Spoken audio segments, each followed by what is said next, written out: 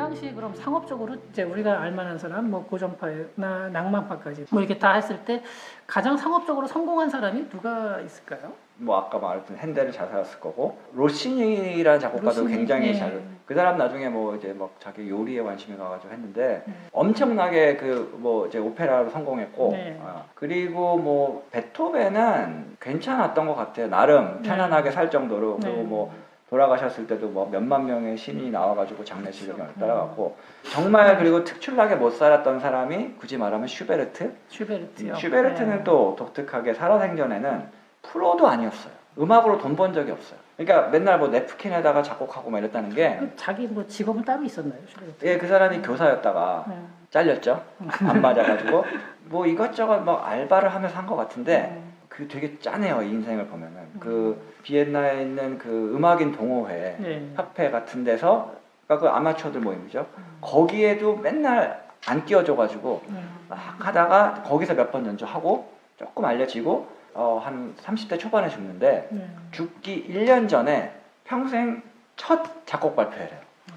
그래서 그것 때문에 굉장히 행복해했는데 그 다음에 병으로 죽죠. 베토벤이 죽고 탁 또 1년 있다가 그런 거 보면은 미술에서도 보면 왜 고흐 같은 사람이 이제 사후에 재평가 받는데 음악에서도 그런 사례가 상당히 많은 거 많죠. 네. 그리고 또 되게 신기하게 살아있을 때는 완전히 전설이었는데 지금은 흔적도 없는 사람들도 많아요. 저도 이 연주를 해서 알았거든요. 뭔가 곡이 괜찮아. 근데 전혀 모르는 작곡. 나중에 찾아보니까 살아있을 때는 심지어 막 차이콥스키가 이 사람을 나를 이 사람하고 비교해주다니 너무 영광이야. 뭐 이랬던 사람. 그리고 그 당시에 보면은 이제 특정 작곡가를 후원해주는 사람들도 있었잖아요. 네, 그렇죠. 네. 그런 그 후원자를 또 잘 어떻게 만나느냐도 굉장히 중요했을 것 같아요. 악보 좀 보신 분은 알 텐데 뭐 누구한테 헌정 이런 거 있잖아요. 그게 다 돈이거든요. 그리고 아주 이제 좀 특이한 스토리가 하나 있는데 여러분이 잘 아시는 그 쇼팽의 즉흥환상곡이라는 유명한 곡이잖아요. 네. 그게 오랫동안 거기 뭔가 미스테리가 있었어요. 이게 사후에 출판됐는데 쇼팽이 절대로 살아있는 동안에 출판 안 했어요. 근데 왜 그랬을까? 이게 거의 밝혀진 것 같은데 살아서 어떤 귀부인이 써달라고 한 것 같아요. 쓴 다음에 이거는 나한테 줬다고 생각해라. 이거를 이제 내가 쓰겠다. 그래서 당신은 이거 활용하지 말고 그래서 쇼팽이 그걸 지켜준 거지. 나만의 곡? 그러니까 자기 혼자만 알고 있는 곡. 뭐 그렇겠죠. 그리고 뭐 제가 보기에는 좀 그런 경쟁도 있었을 거예요. 이 곡 나한테 헌정해달라, 뭐 해라. 약간 그러면 뭐 그렇게. 입찰 같은 것도 했을지. 지금 생각이 나는데 바그너도 그 당시에 왕의 총애를 받았던. 바그너도 크게 놀았죠. 바그너도 과연 희대의 사기꾼이냐, 뭐 희대의 천재냐. 물론 이제 음악적으로는 상당히 그런데. 그 왕도 뭐 정말 뭐 무슨 베토벤이랑 바하도 구분을 못하는 사람이었다는데 이제 그러니까 굉장히 설득을 잘 시킨 거죠 바그너가. 그러니까 바그너 같은 사람이 정말 뭐 지금으로 따지면은 대통령을 설득시켜가지고 군부 대대적인 뭘 만들고 막 이런 사람이니까. 그러니까 정치력도 상당히 뛰어났던 사람인가 보네요. 왜 그 사람은 얼마나 그랬냐면 자기 자부심이 얼마나 대단했냐면은 평상시에 막 초록색으로 만든 수첩을 갖고 다녔어요.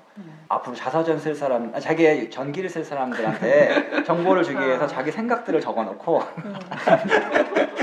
이 음악가들이 참 재밌는 분들이 많아요. 자, 저희 지금 이제 보면은 확실히 그 과거하고 지금하고 굉장히 이제 많은 변화가 있었는데 한번 이걸 수요, 공급 그리고 이 둘이 만나는 시장 이 세 가지로 나누어서 정리를 해보겠습니다. 그러면은 공급은 이제 지금 그러니까 과거에 그 17세기, 18세기하고 지금하고 비교해 보면은 일단은 대량 생산이라는 거, 그러니까 음원을 통해서 그 당시에는 정말 소수의 계층만 가서 직접 가서 들을 수 있었는데 지금은 이제 우리가 뭐 다운로드를 받아서 듣고 또 CD를 가지고 듣기도 하고 이런 식으로 대량 생산과 대량 소비가 가능해졌다는 게 가장 큰 차이 같고요. 그 다음에 시장이 과거에 비해서 굉장히 넓어졌다는 거. 수요층이 예전에 비해서 지금은 뭐 서민층까지도 굉장히 많이 넓어졌고 연령층도 굉장히 확대가 되고 또 하나는 이제 시장이 글로벌화됐다는 거죠. 그때는 이제 아무리 인기 있는 사람이라 하더라도 그 지역에 있는 사람밖에 못 듣잖아요.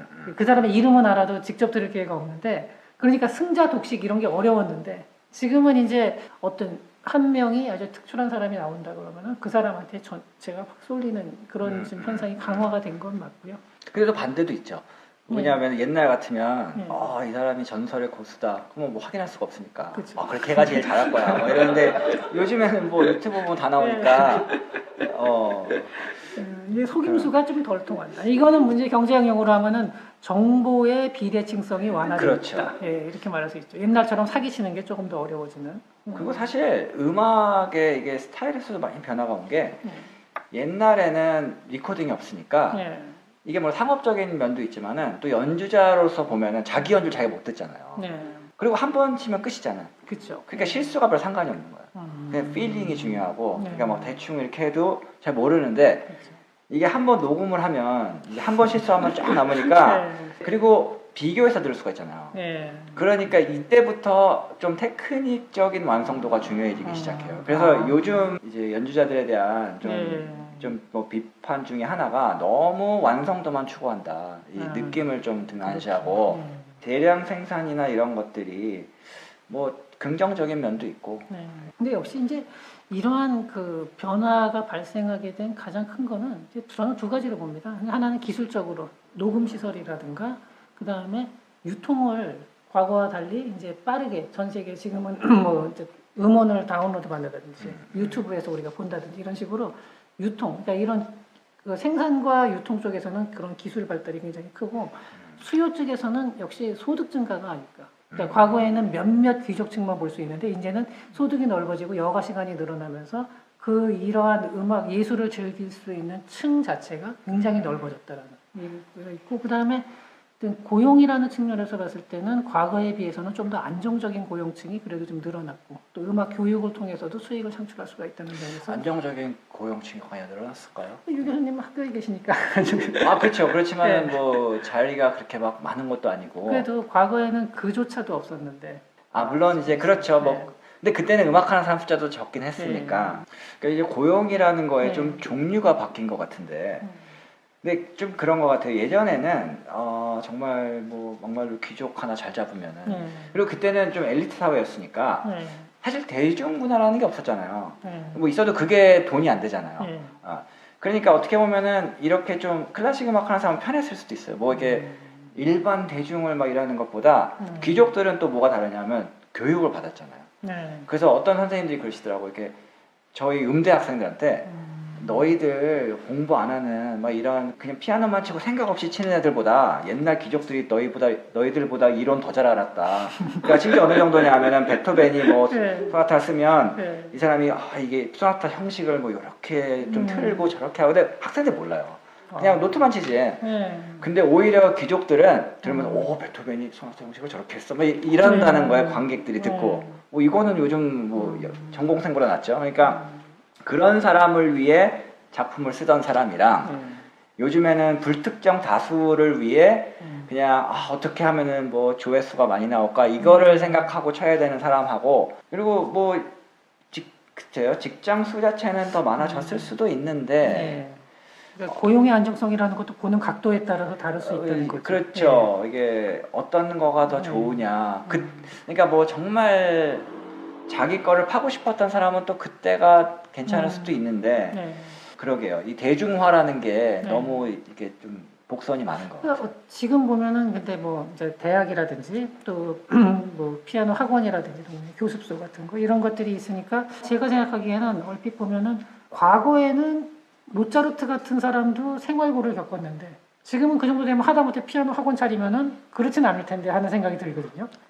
근데 모차르트가 생활고를 그렇게까지 겪었던 건 아니에요. 그걸 좀 왜냐하면은 그 사람이 약간 좀 방만하게 살아서 그렇지.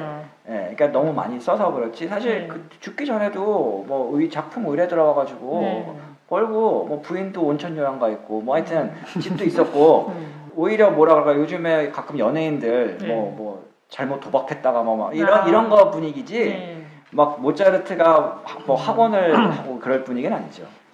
자, 이제 전반적인 고용의 안정성을 보면 그럼 그때는 오히려 뭐 이렇게 중세 때는 교회 같은 데 들어가고 아니면은 근대에 들어와서도 뭐 궁정음악가나 이런 거를 지금의 대학 교수라든지 이런 거랑 오케스트라 이런 거랑 비교해 보면은 반드시 지금에도 고용의 안정성이 높다라고 말하기는 어렵다는 말씀이시죠. 그리고 지금은 네. 너무 음악할 사람이 많잖아요. 네. 아, 그거는 있겠네요. 확실히 그때는- 경쟁이 이만큼 치열하다는. 네, 그때는 지금. 또 네. 어떤 거였냐면요. 바하가 바하 이름을 가진 음악가가 이렇게 많았던 이유가 네. 가문에서 배출해요, 솔직히. 그러니까 음악가는 음악가 가문에서 나오지. 그냥 어렸을 때 제가 음악가 되고 싶어가지고 뭐 어디 가서 왜냐면은 선생이 없잖아요. 뭐 네. 그때 이렇게 좀 동네마다 피아노학원 있는 것도 아니고. 네. 그래서 그리고 그때는 또 어떻게 배우냐면 작곡가들이 선배 작곡가들 곡을 필사해요. 그때는 또 그게 없잖아요, 출판업이. 네. 그러니까 악보상이 너무 비싸거든요. 네. 그러니까 그거를 공부하는 애들이 겸사겸사 다 네. 베끼는 거야. 그러니까 걔네 공부도 되고 네. 그다음에 그것도 또 쓰겠죠. 그러니까 악보도 없는데 네. 일반 사람들이 어떻게 배우겠어요? 그러니까 이 뭐 귀족 같은 사람들이 이제 음악가들 좀 키우자 뭐 이래서 할 수 있었을 거고. 그러니까 수요가 커졌지만 음. 과거에 비해서는 공급도 훨씬 치열해진 거죠. 그 그렇죠. 경쟁이. 예, 그렇죠. 기업도 그러니까 그 시장으로 일반 시장으로 말하면 기업이 굉장히 늘어나고 그러니까 그렇죠. 그걸 모르는 사람들이 보기에는 지금이 훨씬 더 안정적이고 수입이 많네 생각을 하는데 또 생각해 보면은 이 공급자들의 경쟁이 워낙 치열해졌기 때문에 그거는 어느 쪽이 클지 모른다, 맞아요. 어느 효과가 클지 모른다는. 예. 그리고 이런 것도 예. 있죠. 뭐냐면 일반 사람들이랑 비교를 해봐야 되는데 그 당시에 그냥 일반 지금의 뭔가 샐러리맨이라고 할 수 있는 네. 사람들하고 비교해 보면 그 당시에는 뭐 농사 짓고 뭐하고 이랬을 테니까 일반 사람들이 그러니까 궁궐에서 뭐 쓰고 그렇게 해서 버는 수입이 지금보다 못하다고 하더라도 그게 괜찮게 사는 걸 수도 있잖아요. 그렇죠. 예. 또 그렇게 상대적인 상대적으로 그렇게 생각해 보면은. 네. 제가 그 여러 가지로 지금 봤는데 그 당시하고 지금하고 굉장히 많은 변화가 있었는데 그렇다고 해서 뭐 그때랑 음악가들의 삶이 그러니까 수입이라는 측면에서 봤을 때 그때하고 지금하고 봤을 때 지금이 반드시 좋았다라고 말하기도 어렵고 또 반드시 또 그때가 좋았다라고 말하기도 어렵고 서로 그렇죠. 네, 굉장히 네. 그 보는 입장에 따라 다르고 또 그 음악가 개개인의 처한 상황에 따라서 또 굉장히 큰 차이가 있는 것 같아요. 근데 한 가지 좀 이건 있는 것 같은데 그 당시에는 이 사람이 어떤 스폰서를 만나느냐 아니면 어떻게 궁정에 들어가느냐 이게 너무나 크리티컬한데 그래도 지금은 어느 정도 뭐 콩쿠르에서 우승을 하고 뭐 이런 식으로 나오면은 어디 학교에 안정적인 자리를 잡을 수 있다라는 면에서는 약간 그런 불안정성은 약간 줄어드는 거. 콩쿨 되게 쉽나요? 물론 어려운데 그게 뭐 솔직히 공고에 들어가는 게 더 쉬울 수도 있죠. 어떤 면에서는. 아니 왜냐면 몇 명 안 되면 네. 지금도 보면은 그때 들어간 사람들이 네. 뭐 정확하게 어떻게 뽑혔는지는 모르죠. 그거 뭐 누가 심사를 하겠어요. 뭐 이렇게.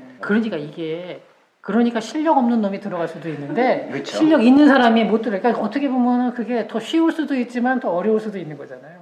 그렇죠. 뭐 실력 없는 사람이 들어가기 힘들겠죠. 뭐 왜냐면은 적어도 그 사회에서는 사람들이 음악이 좋다고 인식을 해둘 테니까. 그러게요.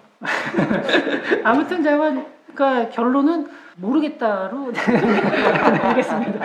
아니 그러니까 뭐 결론은 잘 나갔던 사람은 또 그때는 그때대로 그게 있고 지금은 뭐 지금이 물론 훨씬 잘 되면은 크겠지만 뭐 그때야 뭐 귀족밖에 잘 살 수 없는 사회니까 어쩔 수 없는 거고. 네, 제가 뭐 이런 걸 좀 알아봤는데 이제 이런 수입하고 관련 없이 한번 또 제가 궁금한 게 왜 경제 상황이 바뀌면서 음악도 그러니까 뭐 경기 변동에 따라 대중음악은 특히 그런 게 있는데 이제 발견하고 있는데 이 클래식 음악 쪽에서도 뭐 경제뿐만이 아니라 뭐 큰 사회 변동이라든가 이런 게 있을 때 음악 사조가 바뀌는 일들이 또 있나요? 사실은 시대마다 굉장히 그 시대의 철학을 좀 따라간다고 봐야죠. 그러니까 초기가 중세 이럴 때는 사실 뭐 옛날에 로마 때도 음악이 발달했을 수 있는데 뭐 그때는 남아 있는 게 없으니까. 그렇고 중세 시대 때는 이제 종교가 지배하고 있으니까 거의 뭐 종교 음악이었고, 그러니까 그때는 작곡가가 어떤 때는 뭐 자기의 그런 개성을 안 나타내요. 그냥 하나님을 위해 쓰는 거고. 그리고 막 이런 거 되게 많이 해요. 막 속에 굉장히 막 특이한 기법을 써가지고 이렇게 했는데 거기서 들으면 안 들려. 근데 그게 포인트가 아닌 거야. 그러니까 사람 귀에 들릴 필요가 없는 거야. 뭐 여기에 뭐 숨겨놨어 이거를. 그런데 그러니까 뭐 그렇잖아. 그 당시에 보면은 세상이라는 거는 그 시계탑처럼 겉에서 우리가 돌아가는 거 보지만 속이 어떻게 돌아가는지 모른다. 그러니까 음악도 그렇게 짓는 거야. 그런데 이게 이제 좀 고전 시대로 오니까 이제 좀 대중 시장이 활성화되니까 대중 눈에 안 띄면은 소용이 없는 거야. 그러니까 기법들이 드러나기 시작하고 신만이 알겠지라고 하는 작품은 점점 없어지고 그러다가 이제 점점 사회가 자유로워지고 네. 개개인의 그런 개성이 중요해지다가 보니까 이제 낭만파가 나오죠. 네. 그러니까 고전 음악만 해도 그때는 아직 뭔가 이렇게 좀 딱 귀족 네. 뭐 이게 뭔가 신분도 있고 네. 사회의 질서가 중요했잖아요. 네. 그러니까 음악이 더 딱 이렇게 밸런스가 잡혀 있고 네. 너무 무리하지 않고 그러니까 베토벤도 처음 나왔을 때 야 너무 음악이 오바다. 음악이라는 건 하이든이 맨날 그랬거든요. 네. 그래서 야, 베토벤이 물론 귀등으로도 안 들었지만 그러니까 근데 이제 막 쇼팽이니 우리가 좋아하는 리스트쯤 가면은 이제 와, 음악도 막 확 달라 막 이랬다가 저랬다가 그러니까 그래서 형식이 좀 무너져. 그렇죠. 그러니까 이렇게 저는 설명을 학생들한테도 고전 시대 때는 개인보다 사회가 크다. 네. 개인이라는 건 딱 개인의 힘밖에 없어. 내가 슬퍼도 세상은 세상대로 가는 건데 네. 낭만 시대가 되면 젊은 베레테의 슬픔 이런 거 보면 네. 내가 슬프면 세상이 다 슬픈 거고 내가 기쁘면 이런 거고 감정 이만한 게 느껴지면 이따만큼 표현하고 네. 그러다가 마지막으로 이제 현대음악 같은 거 네. 보통 뭐 음악 좀 아시는 분이 현대음악은 못 듣겠어 이런 분 많을 거예요. 그게 또 이유가 있어요. 그런 음악이 나온 게 왜냐 이제 뭐 1차 세계대전 나고 네. 2차 세계대전 나면서 사람들이 거의 세상에 종말이 왔다고 생각했으니까 그런 상황에서는 얼마 전에 그거 조금 전에 브람스 나오고 다 이랬던 거거든. 뭐 그런 음악을 들으면 가식적인 거야. 이게 어떻게 그냥 뭐 화음이 아름답고 지금 세상은 다 작살났는데 그러니까 막 뭐 불협화음이 나오고 네. 막 사람 팍 때려부수고 뭐하고 이게 제가 볼 때는 그 음악이 인기를 못 얻는 이유가 네. 그 시기가 그러고 끝났기 때문에 지금도 전쟁이 계속되고 있었으면 아마 사람들이 그 감정에 좀 공감을 했겠죠. 네. 그러니까 메시앙이라는 작곡가가 있는데 네. 2차 세계대전 당시에 이제 포로 수용소에 잡혀가지고 네. 그 사람이 이제 세계 종말을 위한 사중주라는 유명한 곡을 남겼는데 네. 그 곡이 막 뭐 거기 있는 악기들을 갖고 썼대요. 피아노랑 클라리넷이랑 뭐 바이올린 이렇게 했는데 약간 현대음악틱해요. 네. 일반 사람들이 좀 어려울 만해. 네. 그거를 포로들 앞에서 연주했대요. 그 작곡해가지고. 근데 포로들이 들었대. 보면은 물론 그 중에 이제 또 장교도 있고 이렇게 네. 좀 교육받은 사람도 있었겠지만, 포로들의 마음이 잘 표현된 음악이라는 거죠. 그러니까 포로들의 마음이 표현됐다기보다 네. 그런 현대 음악을 받아들이는 감성이 일반 사람한테 다가왔다 이거지. 왜냐면 지금 세상이 너무 살벌하고 지금 이미 옛날에 질서가 다 깨져 있으니까 네. 그런 음악을 듣는 것보다 현대 음악 이렇게 그냥 들으면 잡음 같아도 네. 그래 세상은 이렇게 돼 있지. 그 사람들 마음속에. 음. 그러니까 음악이라는 거는 그 시대 사람들의 감성을 반영하는. 그러니까 이제 평화 시대가 되니까 이제 그게 갈대를 좀 잃은 거 아닌가 싶기도 하고. 근데 요즘은 그럼 최근에 그 작곡을 한다든지 하면은 그 음악 사조는 어떤가요? 지금도 그렇게 난해한 음악을 많이 그러니까 하나요? 이제 그게 남아 있어요. 남아 있는데 요즘에는 좀 이제 많이 섞는 분위기. 오히려 예전으로 네. 좀 돌아가는 뭐 네. 재즈 같은 걸 섞기도 네. 하고. 근데 이게 또 그런 음악이 약간 작곡가 입장에서 매력이 있는 게 뭐냐면 어떻게 보면 대중한테 어필하려고 쓰는 게 아니잖아요. 얘가 좀 학구적으로 쓸 수가 있어요. 그리고 이거는 제가 뭐 좀 약간 저 혼자 단정적으로 얘기하기 뭐하지만 제가 예를 들어서 뭐 대중음악이나 좀 듣기 좋은 곡을 썼어요. 네. 그러면 들려드렸어. 네. 근데 이거 좀 상투적인데 이러면 상처받잖아. 이거 안 다가오네. 네. 근데 네. 제가 막 이런 곡을 썼어. 네. 갸우뚱해. 네. 네가 무식한 거야. 이랬어. 아니 근데 이제 뭐 이거 약간 농담이지만 근데 그러니까 이런 분위기를 오래 쓰다가 보면 네. 이런 분들이 다시 상대의 감성을 자극하는 걸로 돌아오는 게 조금 그거는 어색할 수 있어요. 그리고 실제로 저도 작곡해서 알지만 네. 감성을 자극하는 곡을 쓰면은 되게 불안해요. 이게 안 자극하면 저 사람이 막 촌스럽다고 하면 어떡하지 막 이런 식으로. 저도 현대 음악을 한번 궁금해서 몇 번 들어봤는데 도저히 이거를 듣고 과연 음악을 즐길 수 있는 건지 하는 생각이 이제. 그쵸. 뭐 네. 어떤 뭐 존 케이지라는 사람은 저도 그 피아노 때려 부시는 때려 부수면 다행인데 네. 그냥 앉아 있다가 들어가는. 네 맞아 맞아. 지금 몇 분 몇 초인지 기억이 안 나는데 그게 제목에 딱 고시기가 딱 앉아 있는 거니까. 네. 내가 또 이유는 있어요. 뭐냐면 가만히 이렇게 있으면 분위기가 어색하잖아. 네. 그러니까 그 긴장감과 사람들이 거기서 뭔가 자기가 원하는 걸 듣게 된다는 거야. 뭐 말은 뭐 그냥 하는 갖다 붙인 소리 같은데요. 그거. 그러니까 그때는 모든 질서가 깨지니까 네. 사람들이 뭐라도 해보자 이런 실험 정신. 오늘 유 교수님 참 그 어려운 걸음 해주셨는데 굉장히 바쁘신데도 이렇게 와주셨고 또 저희가 모시기 힘든 분을 이렇게 아주 저명한 피아니스트를 모셔서 아주 아니 저도 원래 네. 뭐 이렇게 여기 이명환 교수님 강의도 많이 듣고 네. 이번에 인문 채널 휴도 이렇게 항상 애청하고 있어가지고 너무 오늘 즐겁고 영광이었던 것 같습니다. 네. 아유 정말 감사합니다. 이제 오늘 저 이상으로 마치고요. 저 영상이 마음에 드셨으면은 구독과 좋아요, 그리고 알람 설정 부탁드립니다. 네, 안녕히 계세요.